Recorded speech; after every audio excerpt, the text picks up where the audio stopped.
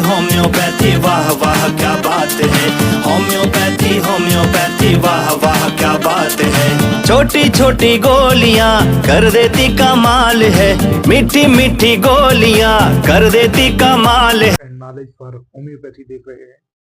आज आपके लिए एक और स्पेशल चैप्टर लेके आया हूँ और आपसे गुजारिश है कि इस चैप्टर को मिस ना करें और ये मालूमात आपको किसी आम किताब में मिलने वाली नहीं है। मैंने स्टार्ट किया हुआ है साइकोटिक मियाद और अपनी पिछली वीडियो में हमने समरी ऑफ गोनोरिया और मैथमेटिक थ्योरी पे बात की थी। आज हम बात करेंगे मियाद का सबब बनते हैं और इसके साथ साथ अगर psychotic group of medicine psychotic group of disease पे भी बात करेंगे। अगर आपने मेरे चैनल को सब्सक्राइब नहीं किया तो मेरे चैनल को सब्सक्राइब करें। अगर आपको मेरी वीडियोस पसंद आती हैं और आप इनसे कुछ सीखते हैं तो लाइक और शेयर के बटन को क्लिक करें। और अगर आपको कोई कन्फ्यूजन हो रही है तो आप कमेंट्स बॉक्स में जाकर कमेंट्स भी कर सकते हैं।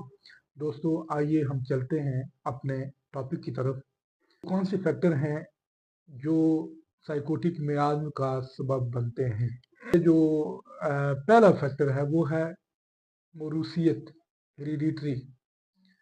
अब मेडिकल साइंस जिन डिजीज को इंडिकेट करती है कि मौरूसियत में कौन कौन सी डिजीज आ सकती हैं, उनमें फर्स्ट ऑफ ऑल आपका अस्थमा है, एलर्जी है। और मास्टर हानीमन ने साइकोटिक मियाज़म के चैप्टर में अस्थमा और एलर्जी को स्पेशल इस मियाज़म में जगह दी है कि और एलर्जी मौरूसियत में या हेरिडिटरी में एक जनरेशन दूसरी जनरेशन को पास आउट करती है। दूसरी जो कंडीशन है वो है म्यूकस डिस्चार्ज या कैटारा। अब कैटारा जो है इसके हवाले से जब हम अपने मटीरिया मेडिका की बुक्स में मेडिसिन को स्टडी करते हैं तो वहाँ ट्रांसलेशन की हुई बुक्स हैं जिसमें बिलखसूस इंग्लिश से उर्दू में जिनकी ट्रांसलेशन की हुई है तो वहाँ पे अक्सरियत में ये लफ्ज़ मिलता है कैटारा या नज़लावी कैफियत। तो मैं ये ज़रूरी समझता हूँ कि आज आपके सामने कैटारा या नज़लावी जो डिफ़ाइन करूँ। बुनियादी तौर पर ये जो हमारे जिस्म के अंदर या हमारी बॉडी के अंदर या ह्यूमन में जो म्यूकस मेम्ब्रेन्स होती हैं इनकी इन्फेक्शन को कैटारा या म्यूकस डिस्चार्ज का नाम दिया जाता है। रिस्पायरेटरी सिस्टम है वो है, इसमें हमारा नेजल है, हमारे थ्रॉट है, फिर ट्रेकिया है, फिर ब्रोंकाई है, फिर लंग्स हैं। तो ये की इन्फेक्शन से कैटारा हो जाता है या म्यूकस डिस्चार्ज ज़्यादा हो जाती हैं जिसमें आपकी एलर्जी है, रेनाइटिस है, साइनोसाइटिस है, ब्रोंकाइटिस है या इसके अंदर एक और डिजीज़ है जिसको COPD का नाम देते हैं, क्रॉनिक ऑब्स्ट्रक्टिव पल्मोनरी डिजीज़ वो। और फिर इसके साथ दूसरा जो हमारा है हमारा GIT ट्रैक जिसमें हमारा मुंह से लेके हमारा एनस तक का जो कैनाल है यहाँ पे म्यूकस मेम्ब्रेन की बहुतायत रहती है। और इसमें भी एक डिजीज़ है जिसे जर्ड का नाम दिया जाता है, यानी जी से गैस्ट्रो इसोफेजियल रिफ्लेक्स डिजीज़, जिसमें आपका जो स्फिंक्टर है मैदे का या स्टोमिक का वो थोड़ा सा लूज हो जाता है और वहाँ से आपको बेल्चिंग वगैरह होती है, खट्टा पानी या जायका वगैरह ये सारी चीज़ें ऊपर आती रहती हैं। तो ऐसी कंडीशन जो आती है उसको हम कैटारा कहते हैं। और हैं ये जो कंडीशंस होती हैं ये भी आपकी फैमिली टू फैमिली एक जनरेशन दूसरी जनरेशन में पास आउट करती है। जो फैक्टर है वो है सुप्रेशन ऑफ डिजीज। अब सुप्रेशन ऑफ डिजीज जो है इसकी है उसमें मेडिकेशन में खासकर आपकी जो स्टीराइड्स हैं और उसके साथ जो आपके पेन किलर्स हैं या फिर एंटीबायोटिक्स हैं, इनकी वजह से भी होती हैं वो छुप जाती हैं।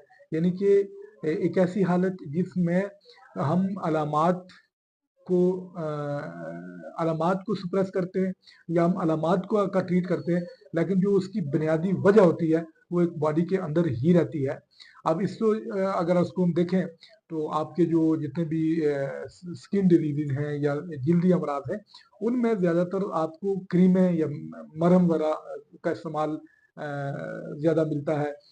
और वो जो आपकी क्रीमें होती हैं वो स्टीरॉइड पे मुश्तमिल होती हैं, और जब आप उसको अपनी स्किन में अप्लाई करते हैं तो मेडिकल साइंस ये कहती है कि इसकी सुपरेशन से आपको दमा और जोड़ों की प्रॉब्लम हो जाती है, जोड़ों का दर्द हो जाता है। और यही बात जो है वो मास्टर हनीमन भी इसमें आजम में कहते हैं कि मरीज का प्रॉपर इलाज नहीं करते, तो सिर्फ उसको इसकी अलामात को आप दबा देते हैं या सुप्रेस करते हैं, तो नतीजे नतीजे के तौर पे बड़ी खतरनाक किस्म की डिजीज जो है उसको फेस करना पड़ता है एक ह्यूमन को। इसी तरह आपके एंटीबायोटिक्स हैं, एंटीबायोटिक्स के बेजा इस्तेमाल या इसका जो इंक्यूबेशन पीरियड होता है उस पीरियड को पूरा ना करना, ये भी एक सबब बनता है एक डिजीज की जो डेंजरस कंडीशन है उसमें जाने का। जिस तरह मैंने मल्टी ड्रग रेसिस्टेंस बैक्टीरिया के अंदर इसमें आपकी टीबी है, टाइफाइड है, गिनोरिया है और बहुत सारी ऐसी डिजीज हैं, तो वो कंडीशन भी जब सामने आती है।